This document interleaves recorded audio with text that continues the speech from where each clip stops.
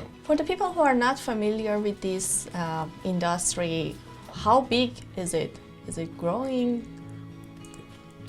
it's one of the most rapidly growing industries in the United States. Every day, starting about a couple of years ago, every day 10,000 people turn 65 years of age in the United States. It is one of the most rapidly growing fields of business in the country. So, that said, there's an enormous amount of competition coming into the field, both in an organized way with franchises and other large care providers, and tons and tons of independent people who feel that they have the ability to provide this type of care. And that's really where we come in with what we can offer as an alternative to the independent caregiver that someone would hire by themselves, or the institutional care that would come from an assisted living facility or a skilled nursing facility. Yeah. And I believe our client base is changing too. Society is changing.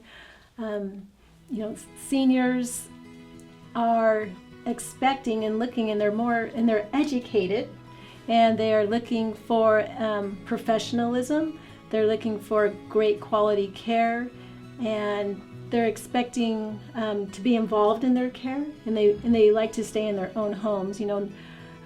And society has changed as well, as far as families taking care of different generations, and as people are working more and women are working more, those people who used to be caregivers are no longer in an extended family's lives anymore.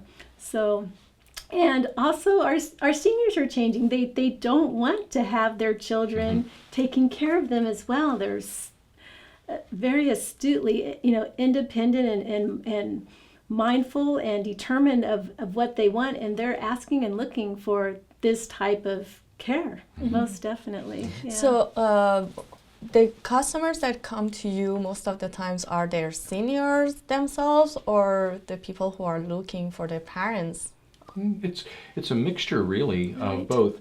But in general, we find that even if it starts with whichever way it starts, it requires the input of the client themselves. If they've come to us, then they're going to want to have their family or trusted family members or trusted advisors help them with the decision. And if it comes from the children or relatives who would support the person, then it works both ways on that end. It's a real mixture in my offices of how people come to find us.